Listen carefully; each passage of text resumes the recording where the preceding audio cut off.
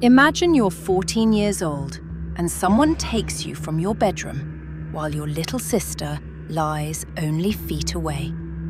For 9 months, America searches for you. Your face is everywhere. Television, newspapers, missing person posters. Thousands of people know your name. And then one day, while you're sitting inside a public library, a detective walks directly up to you. He's looking for you. You're sitting right there. Your face is hidden behind a veil. He asks to see it. Your captor refuses. And eventually, the detective walks away. Tonight, we're going back to 2002, to the kidnapping of Elizabeth Smart, and the details revisited in Netflix's 2026 documentary, Kidnapped, Elizabeth Smart. Welcome to the podcast You Can't Unhear. Elizabeth Smart was 14 years old, living with her family in the Federal Heights neighborhood of Salt Lake City, Utah. On June 4th, Elizabeth attended an end-of-year school event. She received awards for academics and physical fitness. Then she went home. And went to bed. She shared a bedroom with her 9-year-old sister, Mary Katherine. Sometime around 2 a.m. on June 5th, a man entered their home. He came into the girls' bedroom and took Elizabeth at knifepoint. Mary Katherine saw it happen, but she pretended to be asleep because she was terrified. Elizabeth was led away from the house and disappeared into the darkness. Within hours, one of the largest missing person searches in the country was beginning. And Mary Katherine was suddenly carrying something enormous. She was the only eyewitness, but she was also 9 years old. Initially, investigators had to consider almost everyone. Family, friends, people who had worked at the house, people who knew its layout. And eventually, one man became a major focus: Richard Ricci. Ricci was a handyman who had previously worked at the Smart home. He also had a criminal history. Police described him publicly as their top potential suspect. There was another problem. Mary Katherine reportedly didn't believe he was the man she'd heard that night. Still, investigators kept looking at Ricci. And then, the investigation took a devastating turn. While incarcerated on an unrelated parole violation, Ricci suffered a massive brain hemorrhage. He never regained consciousness. His family removed him from life support, and he died. He was 48 years old. When Elizabeth was eventually found alive, it became clear that Ricci had nothing to do with her kidnapping. And meanwhile, the person responsible had already been inside the Smart family's world. They just hadn't realized it yet. Months before Elizabeth disappeared, her mother, Lois, had encountered a homeless man in downtown Salt Lake City. He called himself Emmanuel. Lois offered him work at the family home. He spent several hours doing jobs around the property, including work on the roof and yard. His real name was Brian David Mitchell. Mitchell had developed an extreme religious ideology and presented himself as a prophet. He was married to a woman named Wanda Barzee, and Mitchell believed Elizabeth had been chosen to become one of his wives. Months after briefly working for her family, he returned. This time, in the middle of the night. Mitchell took Elizabeth into the mountains near Salt Lake City, where Barzee was waiting. Elizabeth was kept at an isolated campsite. She was restrained, threatened, deprived of food, and repeatedly sexually assaulted. Mitchell conducted a twisted ceremony declaring Elizabeth his wife.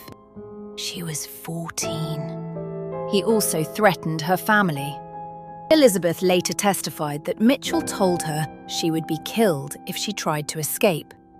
That threat is important because one question followed Elizabeth for years. Why didn't she run? That captivity doesn't require 4 concrete walls. Sometimes fear becomes the wall. Elizabeth was 14, isolated, repeatedly abused and told that escaping could get her or the people she loved killed. Eventually, Mitchell began taking her into public. Elizabeth's face was now nationally recognizable, so Mitchell disguised her. She wore robes, a wig, sunglasses, and fabric covering much of her face. And somehow, one of America's most famous missing children began walking through public places, while people searched for her. Then came the library. Elizabeth was sitting with Barzee and Mitchell when a Salt Lake City detective approached. He was suspicious, and incredibly, he told them exactly who he was looking for. Elizabeth Smart. The detective wanted the girl to remove her veil. Mitchell refused. He claimed their religion prohibited it. According to Elizabeth's later testimony, the detective kept pressing. At one point, he even suggested temporarily joining their religion, just so he could see her face.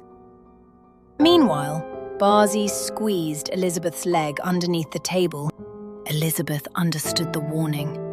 Don't speak. Don't move. Mitchell stood between Elizabeth and the detective and refused again. Eventually, the detective left. Elizabeth later testified that she blamed herself. She wished she'd spoken. She wished he'd pushed harder. But she was terrified that Mitchell would kill her if she tried.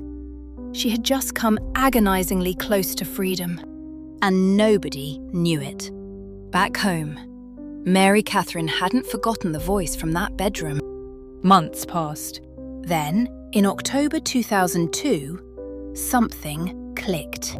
Mary suddenly connected the voice she'd heard that night with the strange handyman who had once worked at their house. Emmanuel. The detail was potentially enormous, the Smart family told investigators, but police were skeptical. Mary had heard the kidnapper's voice briefly, months earlier, and Emmanuel had only worked at the Smart home for several hours. Eventually, a sketch was created. But police didn't immediately release it. According to Netflix's account, investigators feared publicity might frighten Emmanuel into disappearing, or potentially put Elizabeth in greater danger. The Smart family disagreed. They wanted his face public, and eventually, they pushed ahead. In February 2003, the sketch was released. Then it appeared on America's Most Wanted, and suddenly, people recognized him. Members of Mitchell's own family saw the image and identified Emmanuel as Brian David Mitchell. The tip that cracked the case came through Tom. A man recognized his brother-in-law as the creepy face from the press conference. He sent a real photo, and Ed Smart knew instantly it was Brian. Current photographs were released. Tips began coming in. And there's an almost unbelievable detail buried inside this timeline. On February 12th, Mitchell had actually been arrested in California after attempting to break into a church. Authorities didn't connect him to Elizabeth's kidnapping. He was released. Another opportunity had passed, but this time, his face was finally public, and Elizabeth was still alive. By this point, Elizabeth had been missing for 9 months. She was now 15. Mitchell, Barzee, and Elizabeth had returned to Utah. On March 12th, people in Sandy, just south of Salt Lake City, noticed 3 strange figures walking together. They recognized Mitchell from news reports. Police arrived. At first, Elizabeth was still disguised. Grey wig, sunglasses, fabric around her face. Even when officers separated her from Mitchell, she initially gave them a false identity. Because psychologically, she was still inside his world. Eventually, police realized who they were looking at. The missing 14-year-old, whose face had covered America, was now 15. And alive. After approximately 280 days in captivity, Elizabeth Smart was going home. Justice took years. Questions about Mitchell's mental competency repeatedly delayed proceedings. Eventually, federal prosecutors took the case. In 2010, a jury convicted Brian David Mitchell of kidnapping and transporting a minor across state lines for illegal sexual activity. In 2011, he was sentenced to life in federal prison. No parole. Wanda Barzee pleaded guilty to charges connected to Elizabeth's kidnapping and received a 15-year sentence. In September 2018, after authorities recalculated how her time in federal custody should count toward her state sentence, Barzee was released. She had served the maximum term legally required.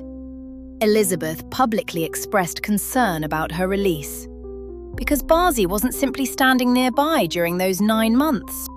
According to Elizabeth, she participated in the psychological control and encouraged Mitchell's abuse. More than 2 decades later, Elizabeth decided to revisit the story again, but this time on her terms. The 2026 Netflix documentary, Kidnapped, Elizabeth Smart, includes Elizabeth herself, Mary Katherine, her father Ed, other family members, investigators, reporters, and people connected to the search. Elizabeth explained that when she first returned home, she didn't want to talk about what had happened. Then, years later, she had to describe it publicly during Mitchell's trial. But testimony is different from telling your story. Questions get asked, answers get extracted. Someone else controls the structure. Elizabeth said that if these details were going to exist publicly anyway, she wanted them to mean something, and she wanted some ownership over them. That distinction might be the most important part of the documentary. Because for years, the Elizabeth Smart case was discussed as a mystery. How did she disappear? Why didn't she escape? Why didn't she reveal herself at the library?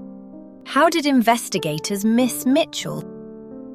But those questions sometimes reduce Elizabeth to evidence inside somebody else's investigation. She wasn't. She was a 14-year-old girl, trying to stay alive. There's also another person whose role deserves more attention. A 9-year-old girl, lying in the darkness, heard her sister being taken. Months later, she remembered a voice, Emmanuel. Investigators were skeptical, but Mary was right. Her memory eventually redirected the investigation toward Brian David Mitchell. And today, when Elizabeth tells this story, she isn't the 14-year-old girl in the missing person poster anymore. She's a survivor, an advocate, a mother, and someone who has spent years working around child safety and sexual violence. Netflix's documentary doesn't change how this story ends. We already knew Elizabeth survived. What it changes is whose voice carries us there. Elizabeth. Because for 280 days, other people controlled her. 24 years later, the story finally belongs completely to her. Thanks for joining me tonight. What a story, right? There's something about kidnapping survivors. They are just so strong. And the family too. They refused to give up and kept pushing through. I wish nothing but happiness for Elizabeth and her family for the rest of their life. Until next time, guys, stay curious, stay safe, and I'll see you on the next episode of the podcast You Can't Unhear.